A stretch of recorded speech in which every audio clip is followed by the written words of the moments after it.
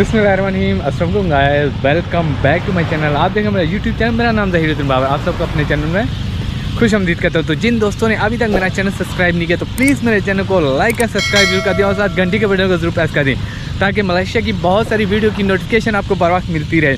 और जिन दोस्तों ने मुझे इंस्टाग्राम पर अभी तक फॉलो नहीं किया तो मेरी इंस्टाग्राम की ID आ रही होगी, उसको फॉलो कर सकते हैं। और कोई भी मलेशिया में विजिट वीज़े के बारे में, कॉलिंग वीज़े के बारे में कोई भी क्वेश्चन हो तो वो आप मुझसे कर सकते हैं। इंशाल्लाह मैं पूरी कोशिश करूँगा आप दोस्तों को रिप्लाई करने की।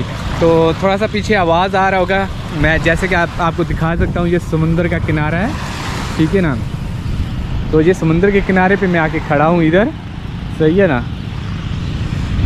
तो मैंने कहा चलो अपने दोस्तों से थोड़ी सी डिस्कस करते हैं और अपने दोस्तों को थोड़ा सा बताते हैं कॉलिंग वीज़े के बारे में। और बहुत सारे दोस्त क्वेश्चन कर रहे हैं कि सर कॉलिंग वीज़े के बारे में हमें बताएं, और कॉलिंग वीज़ा बंद है कि नहीं और खुला है या नहीं। और बहुत सारे दोस्त ये भी कमेंट्स कर रहे होते हैं कि सर कंस्ट्रक्शन का वीज़ा कब ओपन होगा। तो आज इसी टॉपिक पे मैं आपसे बातें शेयर करने जा रहा हूँ और जो बातें कर रहा हूँ उसको पूरा सुनिएगा, ठीक है। बहुत सारे लोग वीडियो को देखते नहीं, फिर नीचे आके कमेंट्स करते हैं, तो एक बार वीडियो को लाजमी पूरा देख लिया करें, ठीक है ना। अच्छा, बहुत सारे दोस्त कह रहे थे सर जो कंस्ट्रक्शन का वीज़ा है ये कब ओपन होगा। अभी ये नहीं पता कि पाकिस्तान में एजेंट लोगों को क्या बता रहे हैं कि कंस्ट्रक्शन का वीज़ा अभी बंद है, क्या है। बहुत सारे मतलब लोग कमेंट्स ये कर रहे होते हैं। तो यहाँ मैं एक बात आप दोस्तों को क्लियर कर दूँ, जैसे कि रमज़ान गुजर चुका है, मलेशिया का कोई वीज़ा किसी सेक्टर का भी बंद नहीं था और ना हुआ है अभी तक, सही है ना।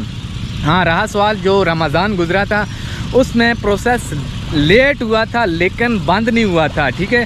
अप्रूवल गवर्नमेंट ने अभी तक बंद की हुई है। जो नई अप्रूवल है, जो नया कोटा जो गवर्नमेंट ने कंपनी मालिकान को देना है वो अभी तक बंद है। लेकिन यहाँ मैं एक बात आप दोस्तों से ये क्लियर कर दूँ, अभी तक जो कोटा 2023 का चल रहा है वो पूरा कंप्लीट नहीं हुआ। बहुत सारा कोटा भी पड़ा हुआ है एजेंटों के पास, मतलब बहुत सारा कोटा भी कंपनी के पास पड़ा हुआ है। और यहाँ मैं एक बात ये भी क्लियर कर दूँ, क्यों मतलब अप्रूवल बंद की हुई है मलेशिया गवर्नमेंट ने, नई जो मतलब नया कोटा क्यों अभी बंद किया हुआ है।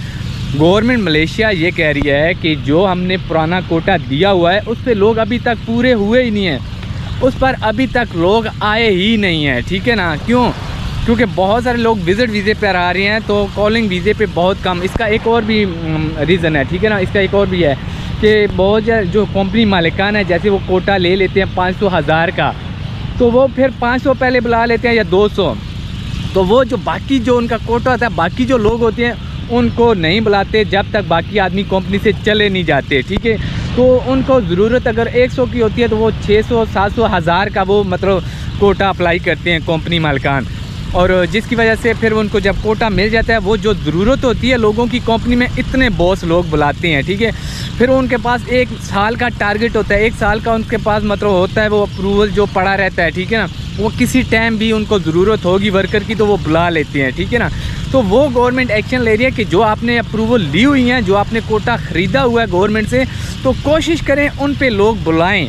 क्योंकि बहुत सारे जो कंपनी मालिकान होते हैं वो कोटा ख़रीद के थोड़े बंदे बुलाते हैं, बाकी कोटे को वो रोक लेते हैं, ठीक है ना। जब उनको ज़रूरत होती है तो वो बंदों को बुलाते हैं। और जैसा कि बहुत सारी जो छोटी कंपनियों को वो अभी तक अप्रूवल इसलिए नहीं दे रहे कि बड़ा जो कंपनी मालिकान है, जो बड़ी कंपनी है जहाँ अप्रूवल दी हुई है वहाँ अभी तक वर्कर पूरे आए नहीं हैं।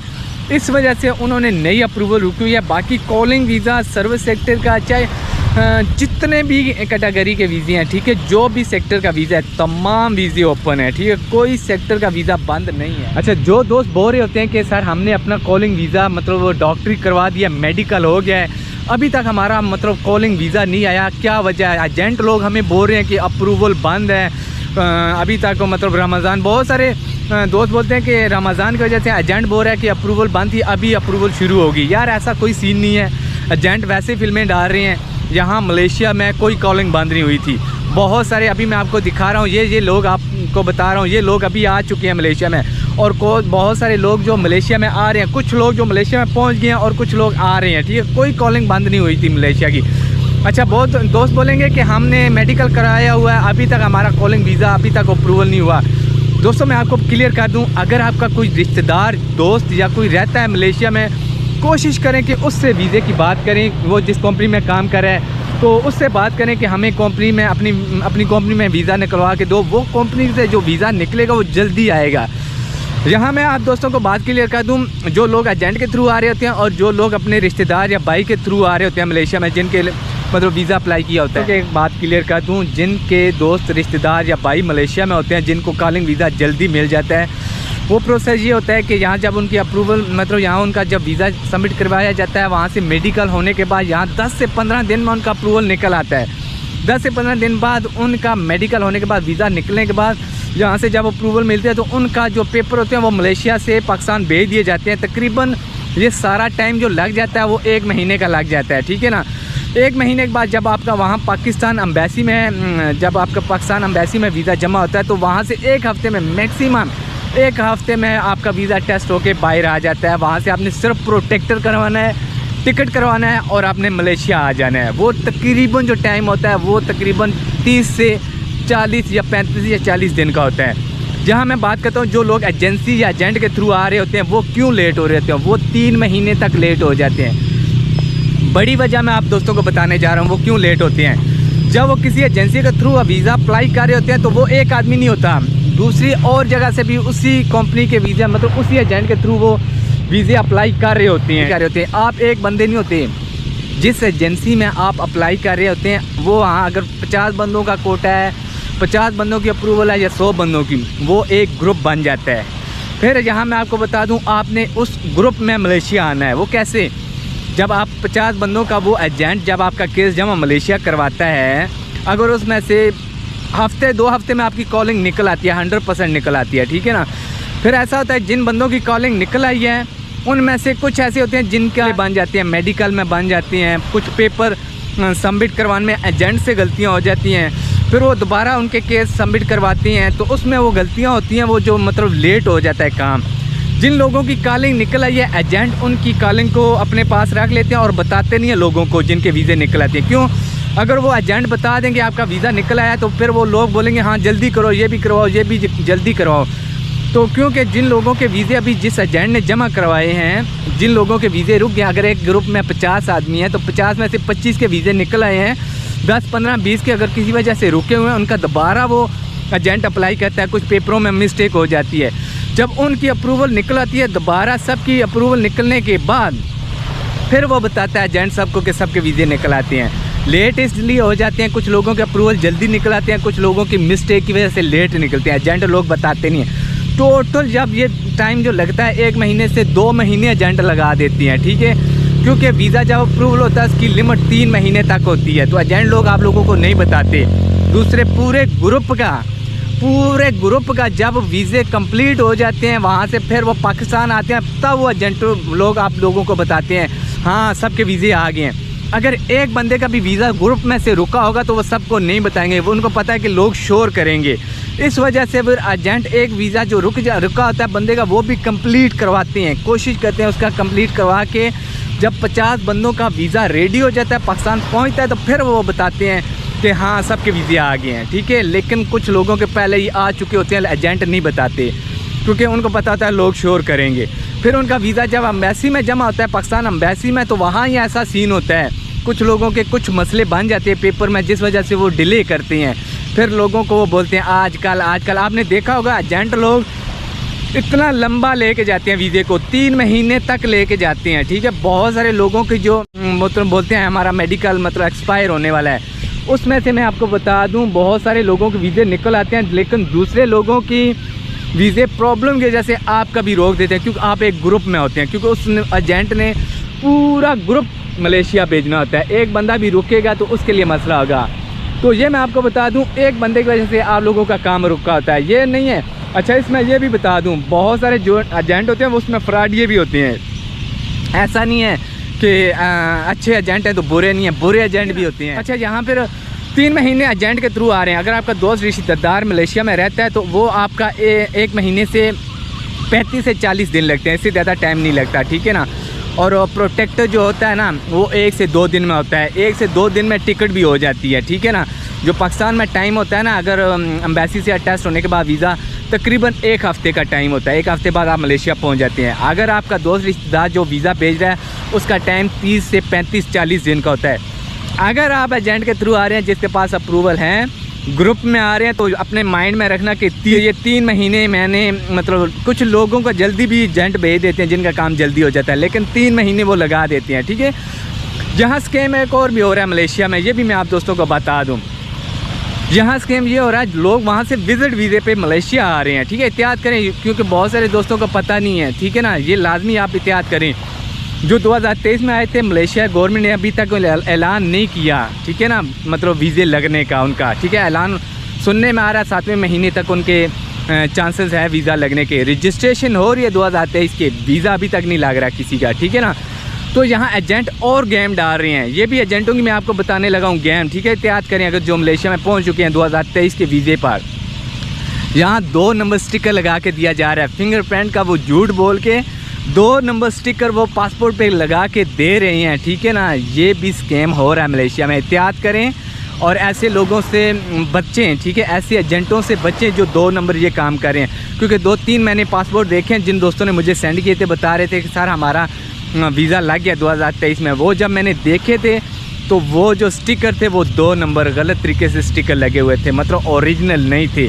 तो आप भी अगर किसी एजेंट से वीज़ा या फिंगरप्रिंट करवा रहे हैं तो थोड़ा देखें अपने पासपोर्ट में जो स्टिकर लगा हुआ है। पहली बार जो मलेशिया में लोग पहली बार कॉलिंग वीज़े पर आ रहे हैं तो याद रखें उनका स्टिकर लगता है, उसके बाद स्टिकर नहीं लगता, उसके बाद पेपर आपको दिया जाता है जब आपका वीज़ा रिन्यू होता है, ठीक है ना। तो साल बाई साल रिन्यू होता है। जो लोग वर्क वीज़े पर आते हैं साल बाई साल उनका वीज़ा रिन्यू होता है, ये याद रखें। कुछ दोस्तों को पता नहीं होता। और कंपनी के एग्रीमेंट होते हैं, जो नए लोग आ रहते हैं उनका 3 साल का एग्रीमेंट होता है। 3 साल बाद आप घर छुट्टी जा सकते हैं, उसके बाद आप वापस आ सकते हैं कंपनी अगर आप काम करना चाहें, नहीं तो आप वापस जा सकते हैं 3 साल के बाद। आगाह करता रहता हूँ कि ऐसे लोगों से बचें, अपने आप को बचाएं।